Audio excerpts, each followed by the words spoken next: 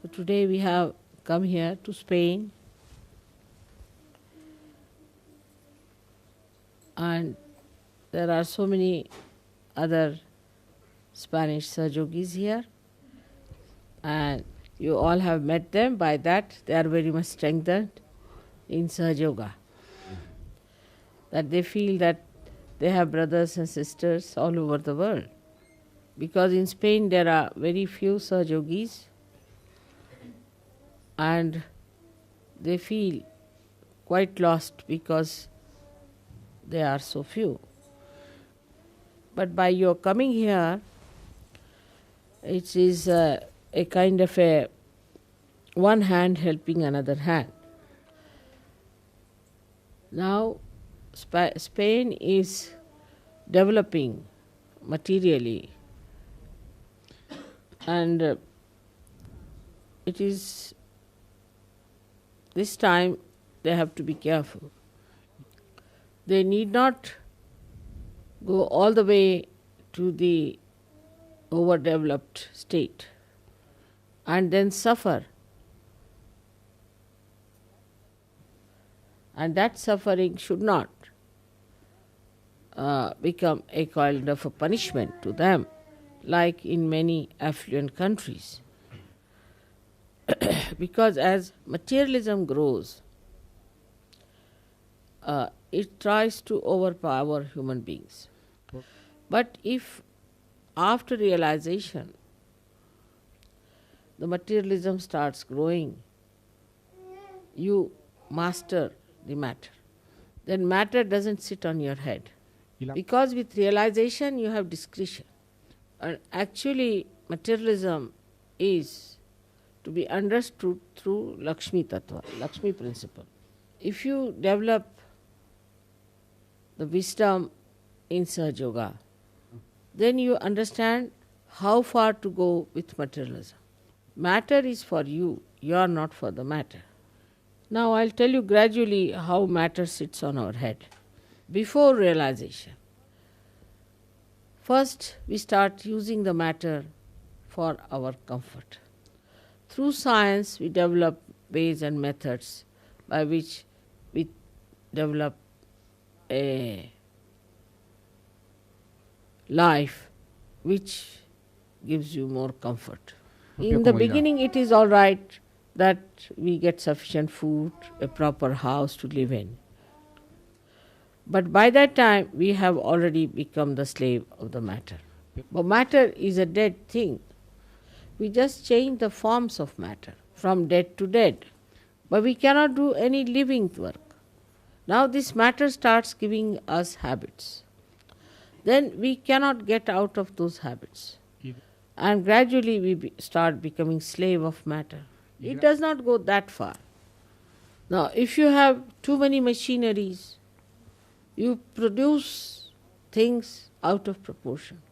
Like you have so many cars. In Paris, everybody is on the road only. As soon as you are on the road, you are on the road all the time. It's better to be in the house. And you spend hours together. Then you start producing other things. Like supposing they are producing clothes. The factories have to run. You cannot stop the factory. So then they start producing things such a lot, they don't know how to sell it. Then they say that all right, let us have fashions. Then these manufacturers float fashion houses. Now the fashion starts. With that, everybody changes their clothes every year. They have to be according to the fashion. Such a lot of money is wasted. But we also lose our individuality. In America, they play another trick. Also here, I think, must be everywhere. Every year they produce new type of handles, new type of tiles, new type of bathrooms. If you go to an American house, better ask about the bathroom. Otherwise, when you enter in, maybe you may be just drenched with water with some showers falling on you. Or you may sit in the tub and you may press it and the whole tub might come like that. Their beds are also funny. You may press on some button and the whole bed may come up like that. They have beds where they just can fold on this part or that part. And it's terrible. I mean, if you press some buttons, you might be going into acrobats all the time.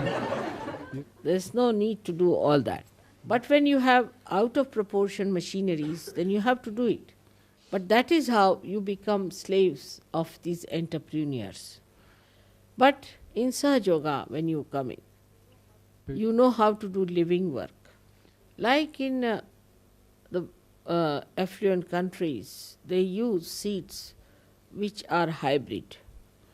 These hybrid seeds are of no nourishment to us. They are no good for our brains. They confuse us. Especially the hybrid animals. Their milk confuses us. Hybrid animals themselves are very confused. But in Sahaja Yoga, you take the ordinary seeds and you vibrate them. If you vibrate them, then what happens? That you start getting seeds which are even better than hybrid. I tried an experiment with a sunflower. So I developed a sunflower about 2 kilo weight, about 1 foot diameter, and such big seeds that you can't make them out to be sunflower seeds. So the collector was so amazed at it, and they felt that this kind of seed will solve all our oil problem. Same thing happens with the animals. You take ordinary cow, Indian ordinary cow, and you give her vibrated water to drink, and she gives about the same milk as an Australian cow. But the Australian cow's milk can make you confused and mad, because we have seen that the Australian cows, when they are in India, they don't know where they stand. They just run amok. So what must be their milk? But an Indian cow, if she gets realization through this vibrated water, she gives milk which is very good for the brain. So that is how we improve the quality of our animals by Sahaja Yoga. Yeah. Now regarding matter, we have to understand that matter is only good for giving it to others. But if it is given by a realized soul, it has tremendous effects. Before Gregor wanted to write his book, I gave him a fountain pen. Fountain pen, okay. And Xilográfica. He said, I never wrote a book, and he started writing so well. Same with Rustam, he became a scholar. So, Sahaja Yoga gives you an additional power by which you can neutralize the bad effects of materialism. Now, supposing in India, in England, you have to offer drinks to people. So there are 10 types of glasses you have to have. Only one is sufficient to drink anything. Why to have 10? It's a headache. Now, if you have to use spoons and forks, then you have all elaborations, and you can have 10 place sitting. But if you can use your hands, they are very clean. Need not have so many elaborations. But these elaborations we have not because we want them, but because of these entrepreneurs, they force on us. But there is a deeper influence, how people control you through matter. Now, supposing they go to somebody's house and they find a kind of a spoon missing, because there could be a spoon for avocado, say a special spoon for avocado. Oh. Now, if that spoon is not there, they will say, oh, these people have no sense. And they will ask, have you got a spoon for avocado? So it is very shameless and is very arrogant to insult another person. A housewife supposing you are a guest, she'll be more worried about her carpet than about her guests. And this kind of a thing can go too far, and a person can become very dry. Such people are very disgusting and insulting type. There is another way they control you through matter. That they will say that now you have to say for a husband, you must get me this, otherwise I'll be very angry. If a husband breaks one cup, the wife will be on his head, as if the cup is more important than the husband. She can get another husband, she can also get another cup. See, the whole human dignity is reduced to matter. And this kind of controlling goes on. Children also control parents. They see in the television some sort of a toy and they ask the parents. Now the parents don't give the toy, they will not eat their food. They'll cry and weep and trouble the parents. So then the parents say, all right, get them the toy, let them have it. And the child plays with the toy, not with the parents. Now two friends will meet and they'll say, we must go and see film together. They don't talk to each other. There's no rapport, there's no friendship. They must have something in between them. There is no direct rapport between the children, between the friends, between husband and wife.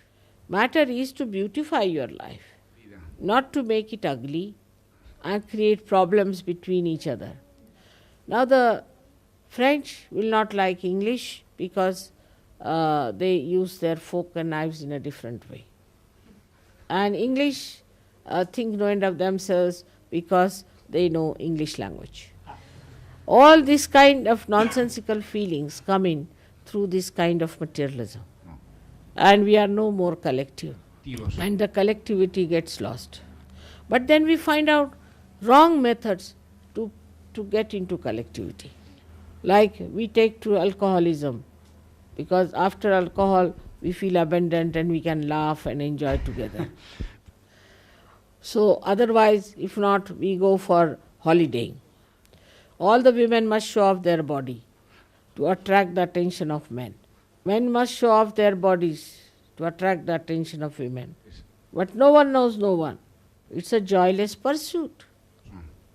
And the way they quarrel among themselves for all these small things, they are really joy killers. As a result of all these things, we have lost the art. We have lost the art. We have lost the deftness. And now, wherever you go, what you find an ugly things like the airport of Charles de Gaulle.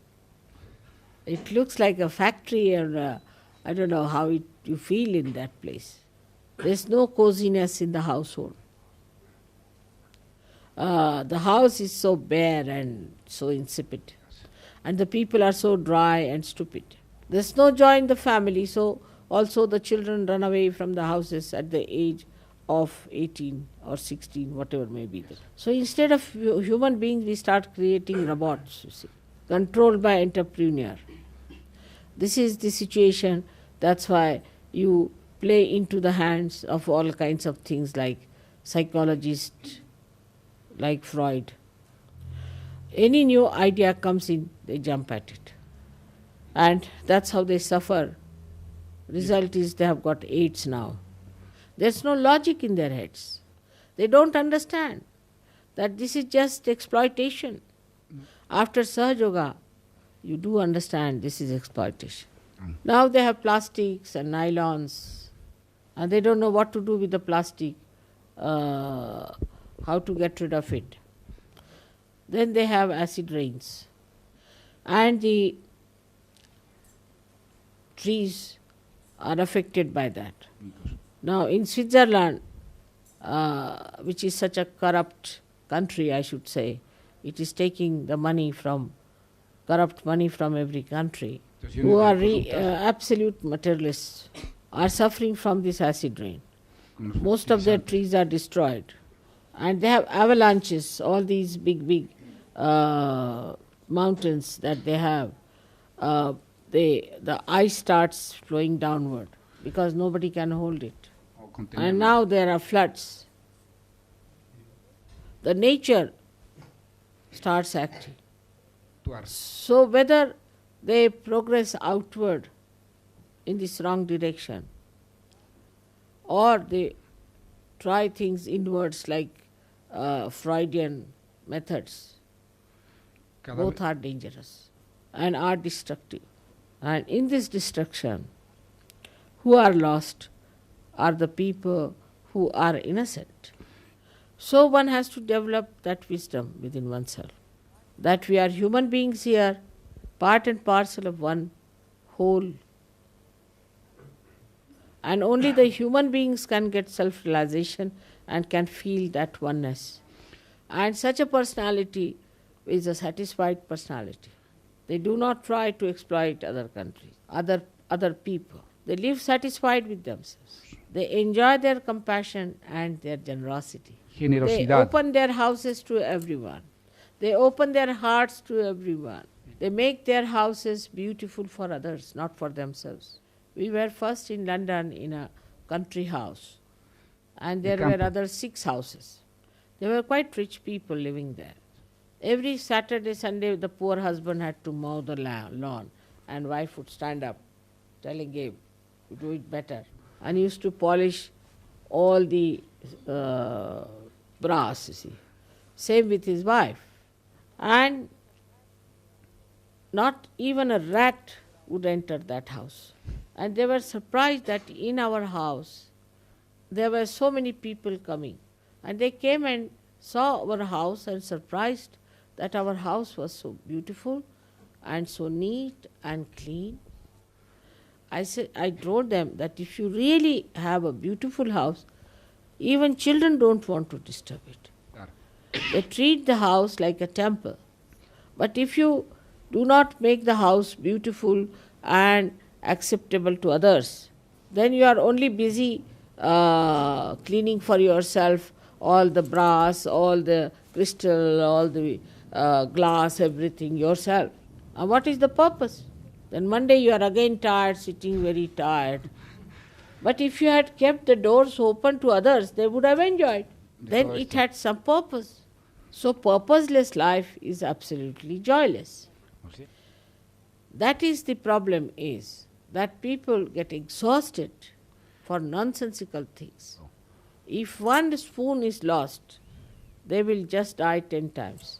Thank God in India we are not such materialists yet. Gracias a Dios. We might become. Podríamos volvernos, pero... But we have now a short circuit. We are coming to Sahaja Yoga before we are developing. Now the culture is also very different and is an ancient culture. That should be the culture of Sahaja Yogis, will be that culture. Yoga. Now if somebody spills any coffee, say, nobody will say anything. Oh, it's all right. They'll say, no, doesn't matter. Even it's a Persian carpet. Until the guest is in the house, you will not wipe it.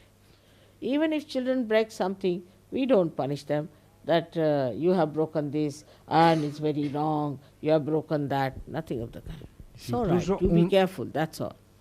We don't scold them for that. But we tell them that to be careful, you might get hurt. No importance is given to things. Also in language, we cannot say to somebody, I hate you. That's not allowed. Or I don't like you. Or I believe in this. They'll say, who are you? What do you think of yourself? The parents will immediately correct. And that is the correcting point which helps throughout the life. You don't say harsh things like that. I don't like this, I don't like that. We have to appreciate everything. Learn to appreciate other human beings, to enjoy other people, to see to their good points. If you see only their bad points, you will get all their bad points. Where is your attention? Instead of getting too many plastics, you have one little nice thing with you. That is something joy-giving. Keep your houses open to others. Don't get worried how your door is. If somebody touches the door, it might spoil its polish or something like that. Enjoy looking after others, having concern for them. They always say, Mother, you look so young despite your age and you work so hard. It is because I love everyone much more than I care for myself. Because I have so much concern for everyone. That keeps me very happy. If I could give something to others, that makes me very happy. If I can cook for everyone, that's very good. Only, I think 2 years back, I went to, that's about 3 years back, I went to Australia and cooked for 500 people in 2 places. Hace 3 años.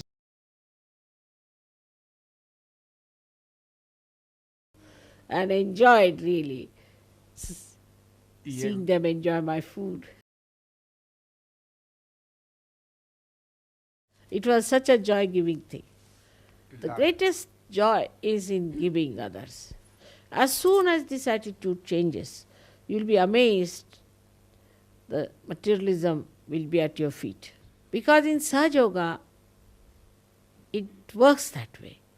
I'll give you an example. Once I was going for a Guru Puja and I wanted to take some presents for all the leaders. In London I don't go out shopping, but I went out and I was exhausted. I couldn't get anything. And I came in the evening very tired and there was nothing I could find. And I thought that I better now open my storeroom and try to find out something there. And at that time a Sahajogi just said, "Mother, there's some boy who wants to sell his paintings."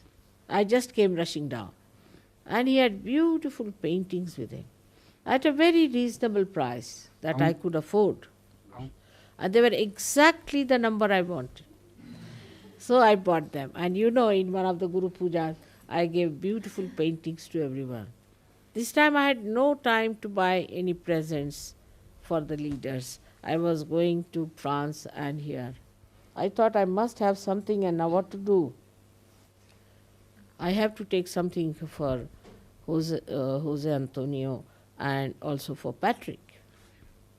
So our plane was delayed. And I got beautiful fountain pens for both of them. I was so very happy I could buy them there. It's so nice, you see, to buy for others. I find it difficult to buy anything for myself. It is so many times I've seen how suddenly you get the things that you want. As the matter is at your feet. I had bought some chocolates for children for the puja in, no puja, but visit to Paris. And when they came in the evening for music, we forgot about it. But at the airport, we suddenly found them. So I gave all that to small children and to big children also. Entonces se distribuye. And we had a nice time at the airport. All these small, small things give so much of joy, such an ocean of joy. You just try these things. In the beginning of Sahaja Yoga, I had gone for a program to meet the Sahajogis at Gavin's place. His wife was no good for, she was cooking and all that. She was schizophrenic type. But Gavin said, "Mother, please have your dinner with us." So I thought he has cooked only for me. So I allowed everybody to go away. And he was in the kitchen. He came out and he said, "Mother, where are they?" I said, "Why? They have gone away." He said, "See, Mother, I have cooked for all of them." And why did they go away? See, his sweetness filled my heart with joy. I felt what a sweet man he is. He is from Scotland, and they say that Scottish people are very miserly. But I have found Gavin to be a very generous person. Like that, I like when the Sahajogis talk good of others, try to help them, and try to be nice to each other. That is the most joy-giving thing. All these things will cut out the domination of matter upon us. We should not care for the matter. Of course, one should care for something that is given to you with love. One day, Gregor had given me 2 little horses. And I came home, I saw they were missing. And I went round the whole house seeing them. Where are they? I said, "Where are they gone?" So I had my servants, my domestics, they were surprised that there are so many things in the house. Why is she worried about these two little horses? So my husband came back in the evening. I said, have you seen those two little horses that Gregor had given me? Yes, yes, he said, I have kept them properly in my cupboard because children were there, they would have broken and you would have felt bad about them. I had so much silver, so many expensive things. He didn't bother about that because it had an expression of love in that, which is much more than all the gold and all the silver put together. This is what we have to understand, that love is more important than anything else. We must compete in loving each other more, compete in being kind to each other, compete in being humbler than each other, compete in doing something for others, and in saying very sweet things to others. Try to think of doing something very sweet. Like once I went to buy a sari for myself, and then I found, see, for myself I am quite miserly. I thought it was rather expensive and I didn't buy it. And another Sahajogi who was there with me, I didn't know, but he bought that sari. And next day he brought it to me as a present. You don't know the joy I felt, because I know I'm very miserly about myself. And then that sari was so much appreciated by everyone. Maybe it had that love. This is what it is. We have to feel the power of love. Then everything vibrates, the matter vibrates. And you can feel the vibrations from a distance. If you come and open my cupboard and try to arrange my saris, it will be all filled with vibrations. Anything that you touch will have vibrations. So it is important that we should learn to love and improve our vibrations so that we can spread love all over and remove the people from the shackles of materialism. I wanted to talk to people in Spain about this, and for all the other people, I would say that they should come back because they have gone too far into it. Because matter complicates you. It reacts and makes you think more. It doesn't allow your attention to be steady. If you see anything beautiful, you just look at it without thinking. Then you will realize what beauty lies in the matter. In the Zen system of meditation, Viditama, the one who was the founder of Zen system, tried it. I think I've talked about it in some other lecture. So with all my love to you, I would say that try to love each other. And you have seen that in India when you travel, it's not so comfortable. And we cannot give that comfort in the small places we go to. But still you all enjoy it so much. You don't want comfort, you want the comfort of love. You enjoy each other's company so much.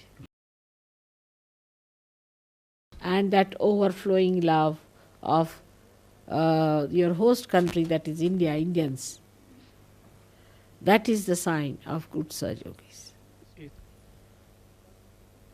Because there's a big purpose in our lives. Greatest of all. What Abraham Lincoln did or what Mahatma Gandhi did, your work is much greater and subtler. Because you can do living work. So we don't have to become sannyasis. We don't have to give up anything. But we have to change our attitude. We have to develop that detachment. May God bless you.